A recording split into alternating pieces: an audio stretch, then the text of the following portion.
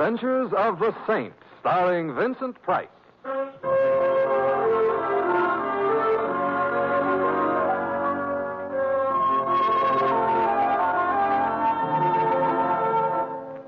The Saint, based on characters created by Leslie Charteris and known to millions from books, magazines, and motion pictures. The Robin Hood of modern crime now comes transcribed to radio, starring Hollywood's brilliant and talented actor Vincent Price as the Saint. They say each man kills the thing he loves. And so I have killed you, my love. But the cruel, merciful knife which parts our flesh shall bring us yet together, in a together which is forever. I am ready, officer.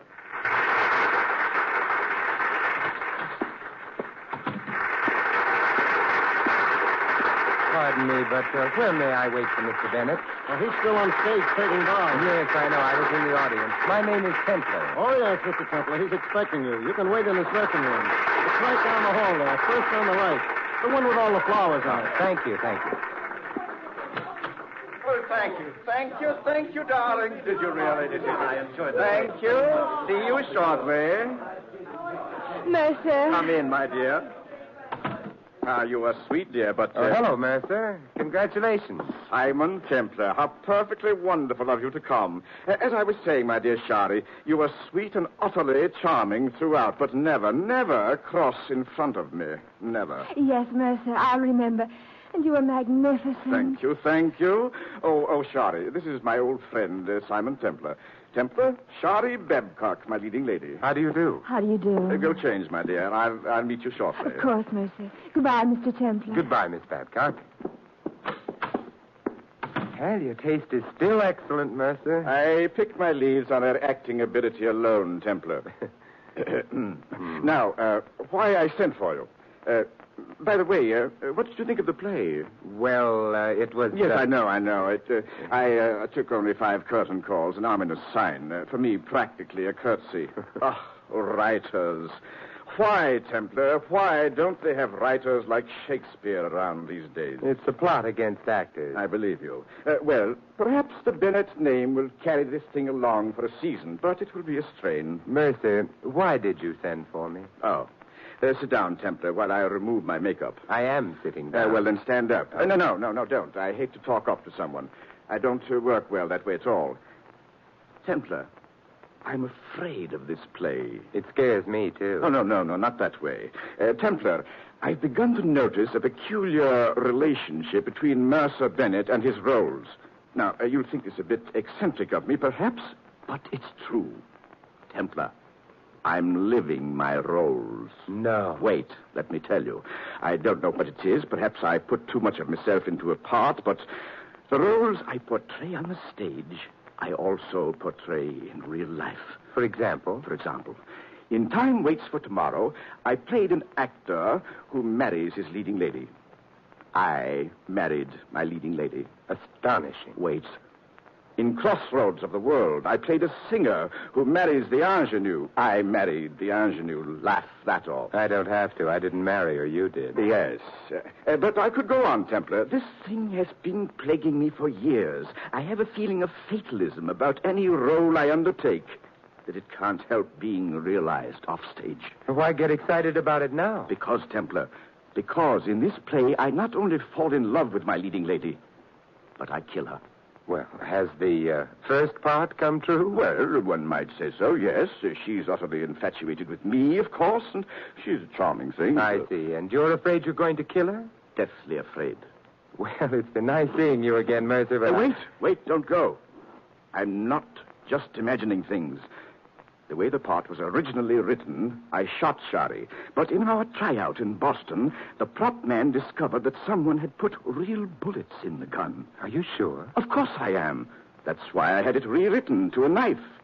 We use a rubber blade, of course. Of course. And you have no idea who put those bullets in the gun? None.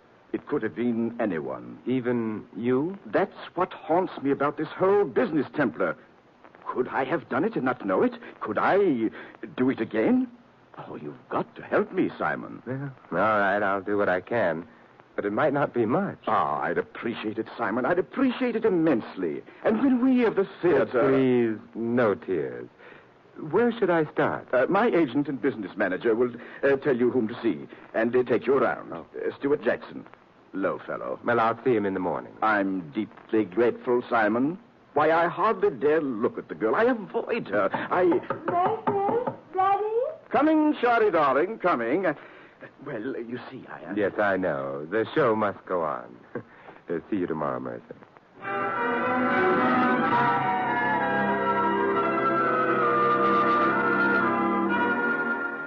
Mighty nice of you to take this on for us, Mr. Templar. I know it's been working on Mercer. What do you think of this, Jackson? This idea that Bennett has about his roles coming true? Well, I've represented a lot of actors, Mr. Templar, and they're screwy, every one of them. And I'm not sure Mercer Bennett's not the screwiest of the lot, but he's a great actor. You think this whole thing is about nothing? Huh? I didn't say that. Maybe all in the head, but what's in the head gives plenty of trouble. You know what I mean? I know what you mean. And after the notices on the play this morning, he'll be screwier than ever. Not good? From Stinkville. And he needed the dough, too. Oh, I thought Bennett had plenty. Paying alimony to 4 wives? Nobody's got that much dough. Well, the first one Bennett wants you to talk to is Lola Enright. She was his first wife. We're not going to talk to all 4. Lola is the only one in town. Kind of no lush, but a good kid. She used to be quite an actress. Well, let's go collect her autograph.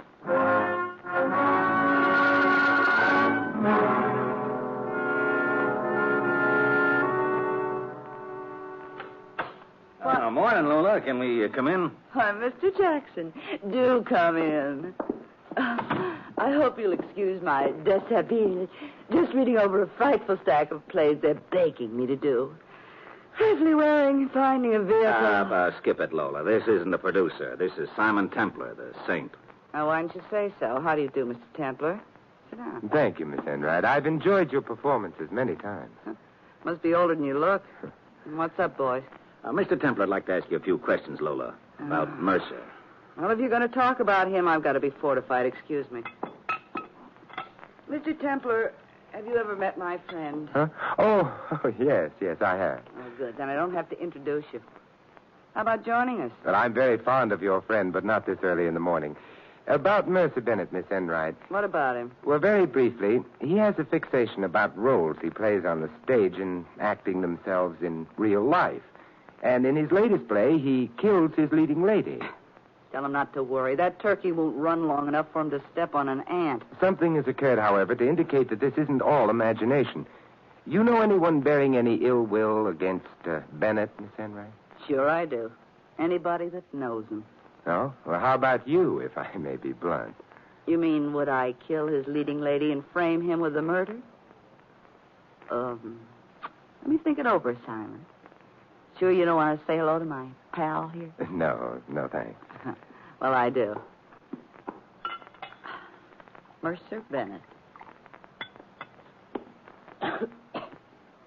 The problem being, would I like to see him accused of murdering his latest love? Well, I might. I very well might. Anything else I can do for you, Simon? Play Camille, Butch Candy between acts? Tour with the South Pacific Company of South Pacific? If anything comes up, Lola, I'll let you know. Oh, you're a nice boy, Simon. I'll give you a tip. Never be seen in public with agents. So long, Jackson. Here's to crime, Simon. Happy days, Lola. Yeah? Happy days.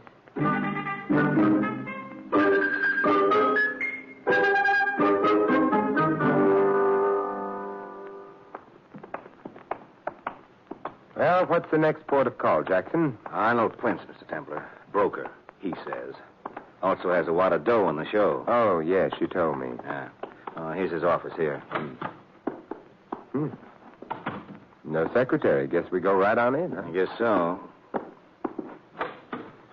Oh, morning, Mr. Prince. You busy? Hello, Jackson. Have you seen the notices? Did you see those horrible, terrible... Mr. Prince, this is Mr. Templar, Simon Templar. He wants to ask you a couple of questions. Why? Because I think a crime may be committed, Mr. Prince, and I'm trying to prevent it. You're too late. The crime happened last night when 3 6s of 17 opened. Yes, I can understand your point of view. Tell me, Mr. Prince, what was your reason for putting money into the show? The play itself? I'll tell you. The reason was Shari Babcock. I was made a fool of. Shari was your girl? If I hadn't thought so, I wouldn't have put a cent into this egg. I couldn't afford the money. Do you hold any animosity toward Charest or Bennett? Toward both of them. How much animosity? Just this, Mr. Templar. I have a reputation for being a man it isn't safe to make a fool of. Do I make myself clear? I think so. Good. Good day, gentlemen. Oh, just one more question. Are you what they call an angel, Mr. Prince? An angel? You needn't answer that. Good day.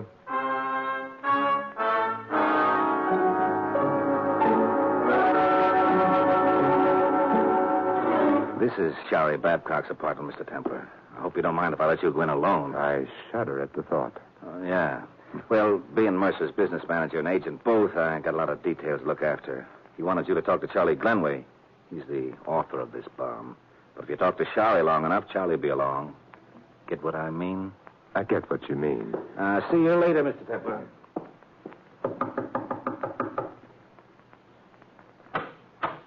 Good morning, Miss Babcock. I don't know if you remember me, but How could I forget? Won't you come in, Mr. Templar? Simon. Oh, thank you, Shari. Have you seen the notices? Yes. Well, it was to be expected, of course. Charlie's a nice boy, but just not a writer. Just not a writer. Shari, are you aware of the fact that as long as this play runs, you may be in considerable danger? Terribly exciting, isn't it? Huh? You're not frightened? But that's theater, Simon, dear. Actors living their roles, the excitement of opening night, the smell of grease paint. Shari, let's not do the grease paint in the veins bit, huh? Of course. You know about what happened in Boston? The real bullets instead of the blanks? Mm-hmm. Wouldn't it be fascinating if darling old Mercer had actually done it himself? I mean conscious love, but subconscious hate. Fascinating, like Ibsen. Look, Hedda Gabler, did it ever occur to you that... Shari, you seen the reviews? Oh. Knock, Charles, darling, knock. Simon Templar, this is Charles Glenway, our author. The rats desert the sinking ship. You thought the play was pretty hot stuff this time yesterday, Shari. Oh, how are you, Templar? Thank you. Don't be rude, Charlie. And if one simply isn't a playwright, one should face it. Quote, Mercer Bennett, unquote. It was a play before he got hold of it, him and his rewrites. Of course it ended up garbage. It was bound to. Oh, speaking of rewrites, Charles, darling, I've got some ideas about the second act. My lines simply have to be fixed, you know. Your lines have to be fixed. Well, you certainly fixed them last night, all right. Why don't you get that dramatic school mush out of your mouth and talk? You think it improves things if nobody can hear you? In this case, yes. Am I intruding on anything? All right. We won't fight, Shari. I don't want to. Fine, darling. And you will rewrite my lines in the second act? No. Yes. I'll keep score for you. Who is this guy, anyway? Another Arnold Prince? I was never anything to Arnold Prince but nice to him, so he put up the money for your show. How nice were you? Glenway, I hate you. Sorry, darling. Mercer, sweet. Oh, Glenway and Templar. Sorry, old man. Shall I leave? Not at all, not at all. I mean, don't rush off. About the notices, Shari, darling. Disregard them. Of course, the play is bad. The thing to remember is that I've carried worse plays than this. You were younger then. Jealousy rearing its juvenile head. But it's a good thing you're here, Glenway. There's a lot of rewriting and fixing to be done. And you might possibly be of some help to me. I have an earth-shaking suggestion. Why not just do the play as it was written in the first place? You're questioning my knowledge of the theater? I think you're over the hill, Jack. Pay no attention to this scribbler, Mercer. Our teeth. I find your conduct unprofessional, Glenway. We of the filter. And I find your conduct unbecoming to your fellow members in the Townsend Club, Bennett. Hams. What did you say, Templar? I have been up since dawn trying to prevent a murder about which I now feel almost indifferent. I have foregone my breakfast, but I find myself unable and unwilling to do so another second. If anyone wants me, I should be in the restaurant on the corner, saving a life near and dear to me, my own. Farewell, Thespians.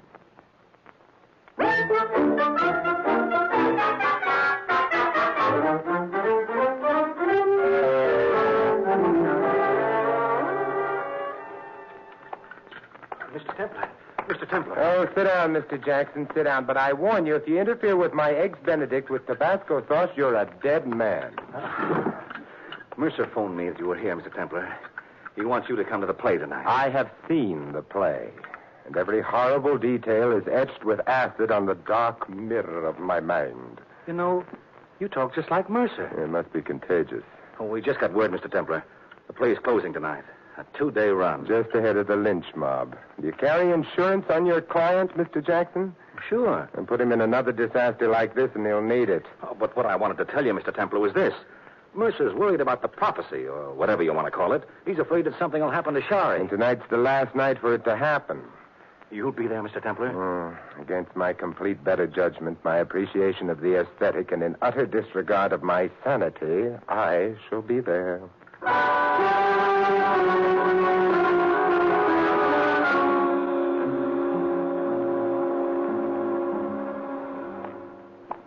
Hello, Mr. Templar. Oh, hi, Charlie. Where have you been, huh? Out front. Everything all right back here, Mr. Templar? It's all quiet so far. This is the final scene. Yeah, the death scene. Yeah. He plays the violin to her before he stabs her. You think the audience is buying it, Mr. Templar? Well, they haven't stormed the stage as yet. Well, it's not a bad play, or it wasn't at first. It's Bennett and the rewrites. Now it's all hash. How do you like Shari? As an actress? Promising. A bit theatrical, but she should have a good career ahead of her. If nothing happens. Nothing will happen. Hey, there's Prince backstage. I don't like that. I'll keep an eye on him. And there's Lola, too. She's... I know. She's Bennett's first wife. And she's bitter because he hasn't paid her alimony for years. Look. They're going into the death scene. Yeah, I'm watching, Charlie. Don't let anything happen to her, Mr. Templar. Charlie, hey, what's that on the prop table, huh? A knife. Well, it's not a real one. It's like the one Bennett stabbed Shari with, a rubber blade. But if that knife is here, what has Bennett got? What? Well, I don't know. Templar, Shari! Shari, look out! Hey, the curtain! Pull down the curtain, quick! Shari! Charlie, are you hurt? What happened, Bennett? I don't know. I started to stab her like I always do, and blood came. I had the wrong knife. let me, Templar. Shari, baby. How bad is it? Get a doctor, somebody. No doctors to spoil our last moment, Charles. Just you and me. Oh, it will always be you and me, Shari, always. No. The realization came too late. The bloom withers in the bud. It's fragrant, secret, forever. Shari. Next week, East Lynn.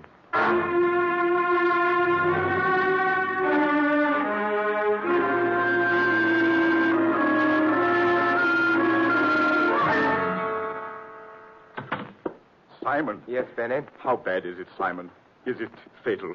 Tell me, Simon. I can take it. Oh, the doctor said he had great difficulty finding the scratch. Scratch? Yes, it was a very minor flesh wound. Shari just couldn't resist playing a deathbed scene. You've got her well trained. Templar, do you realize what this will do for 3 6s or 17? No, what? Publicity. Reams of publicity. The show will run for months. Where is she? Oh, she's in her dressing room. Come on. Shari. Mercy, you've come to say farewell to me. Get up, you lovesick ingenue. Put a bandage on that scratch. You've got a show to do tomorrow. But, Mercer, I'm dying. You couldn't be killed with a meat hand. Wait a minute, Bennett. That's no way. And I want to see you about some rewrites, Glenway, as soon as I talk to the press. We're not closing. Mercy, you are closing. What? Whether you like it or not, someone tried to kill Shari tonight, and if the police had to pick a suspect, they would undoubtedly pick you. Yes, perhaps they would. Perhaps they might even be right. Say nothing about this stabbing to anyone. Run one more night, tomorrow night, and let everyone know the closing is definite after that, huh? Why? Why one more night? We've got one more night in which to catch a potential killer. See that everyone backstage tonight is here tomorrow. Lola, Prince, Jackson, Glenway. And you, certainly, Mercer. Definitely you.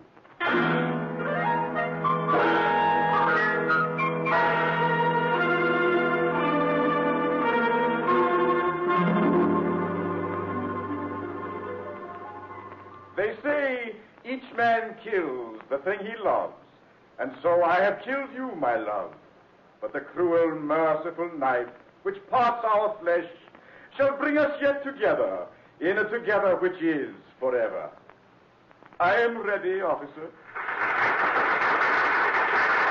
Nothing happened. The play's over, Mr. Templar. Nothing happened. Shari's safe. Not quite yet, Charles. Well, what do you mean? Mr. Bennett, let's not cut. This isn't the protocol. No calls tonight. No calls tonight, Sam. None. As you say, Mr. Bennett. Don't bring it up, Joe. Oh, Charles, I'm safe. Oh, yes, darling. Well, Simon, The role is over.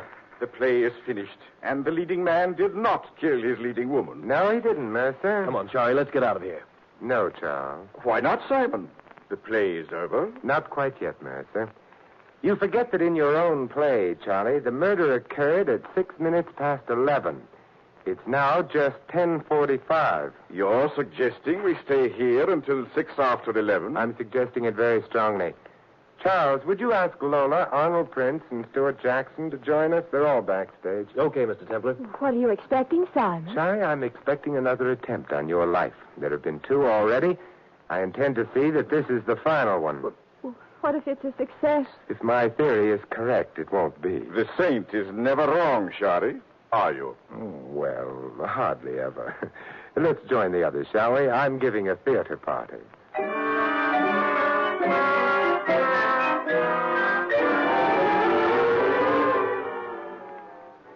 How much longer are we going to have to sit here, Templar? Oh, just a few minutes, Mr. Prince. It's after 11 now. I'm getting very dry, Simon, old boy. Patience, Lola, patience. It's creepy in here with everyone gone. I don't like being the bait in a trap. You have a whole squad of protectors, Shari. Except that one of them could be a murderer. Got any theories on the case, Mr. Templar? Oh, a few, Jackson. 3 minutes after 11. Well, I guess we've got time to hear some of them. It will pass the time. In this case, the question seems to be motive. Who would profit by killing Shari? Or who would profit by framing Bennett here with the killing of Shari? Always presuming that the assailant is not Bennett himself. Thank you. Mr. Arnold Prince. A motive, certainly. I agree with you. A rejected suitor who feels himself used badly. She's a little... Why, you... Gentlemen, no violence until 6 after 11. Mr. Prince lost money he could ill afford to lose. He thought he lost Miss Babcock to Mr. Bennett, and so had reason to hate them both. Stick around, Mr. Prince. Don't worry. I wouldn't miss Shari's murder for twice as much dough as I poured in this rat hole. Oh, Miss Lola Enright. A motive, perhaps? Love.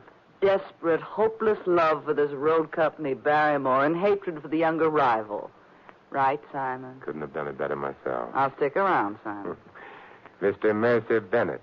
A strange fixation that he is destined to carry out whatever roles he plays on the stage. A mania, perhaps? I've tried to get him to an analyst, Mr. Templar, many times. Ask him. Shut up, Jackson. Tempers are getting edgy as we approach the hour. Mr. Charles Glenway, one of the best of motives.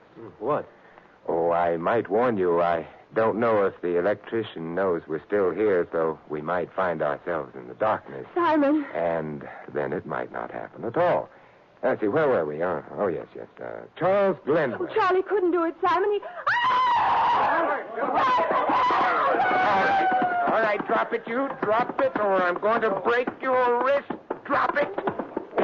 There. All right, Sam, you can put the lights back on. Sam! Right away, Mr. Templar. There. What happened? Who was it? Jackson. Yes, Jackson. Pick up his knife, Charlie. Yeah, sure. Anything to say, Mr. Jackson? Plenty. But not here. Smart fellow. But why Jackson, Templar? He was my agent. He was making a good living out of me. Not good enough. He was also your business manager. He told you were paying alimony to all 4 of your ex-wives. Lola hasn't gotten anything in years, right? Right. Yeah, this suggested a juggling of your books.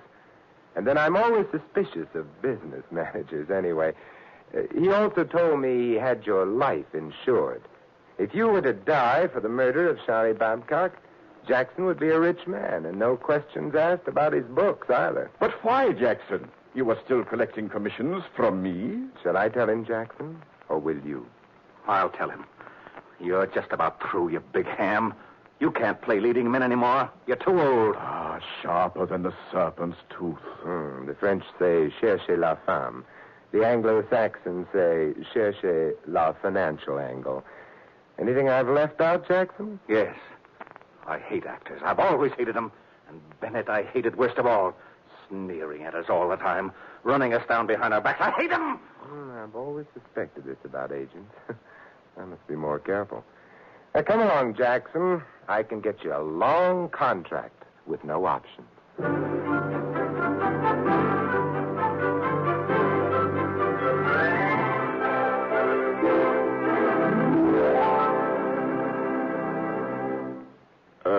Templar. Yes, Mason? After you turned Jackson in, you didn't give the full story to the papers, did you? The full story? Not yet. Why? Don't. Don't, as a favor to me. Oh, but this will be wonderful publicity for your show. It will run forever. I'd rather you didn't. But why, Mercer? Well, Jackson's statement about me being too old for leads. Of course, it's totally untrue, but if word of a charge like that gets around show business, well, you know... Yes, I see. My lips are sealed. Thanks, Templar, thanks. Maybe the trouble is I'm not wearing a tight enough girdle, or maybe chin straps while I sleep at night. Actors. You know, Jackson may have been right.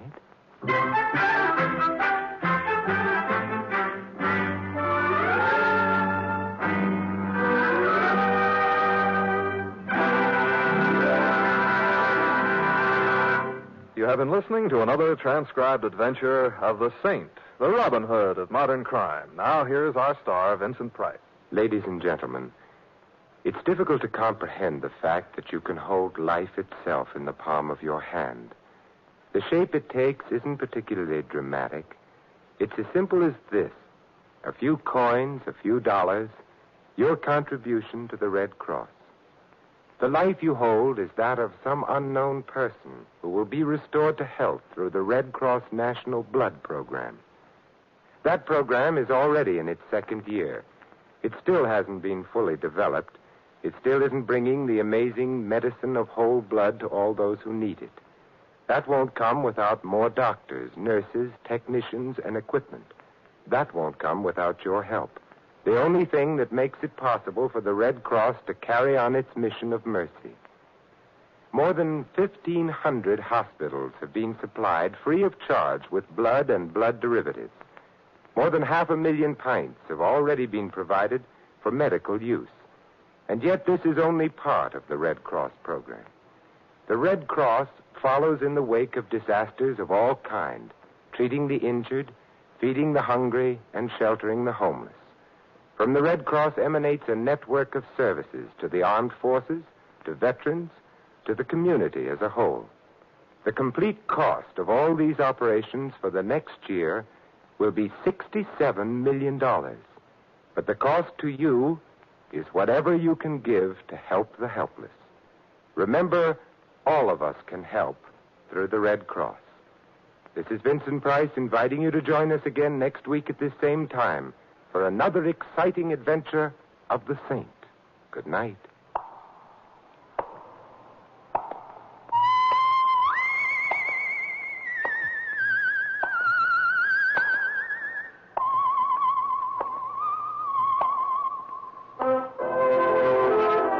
This adventure of the Saint was written by Dick Powell. Our cast included Theodore Von Elf as Bennett and Mary Shipp as Shoddy. Ed Begley was Jackson, Maggie Morley, Lola. Prince was played by Stanley Farrar and Charlie by Bob Clark. Harry Brown was the doorman. The Saint, based on characters created by Leslie Charteris, is a James L. Safier production and is directed by Helen Mack. Vincent Price is soon to be seen co-starring in RKO's production of His Kind of Woman. All you Saint fans will be glad to know that Mr. Price is guest editor of the January issue of Inside Detective, world's largest-selling detective magazine. Your announcer, Don Stanley. 3 chimes mean good times on NBC. The chimes are ringing for tonight's broadcast of The Big Show, radio's greatest spectacle. Your stars for this evening's Big Show, in addition to the unpredictable Tallulah, will be Louis Calhern, Jimmy Durante, Jack Carter, Martha Ray, and many, many more. For drama tonight, Theater Guild on the Air presents a 1-hour adaptation of the fascinating story Trilby, starring Rex Harrison and Teresa Wright. So remember, The Big Show and Theater Guild on NBC.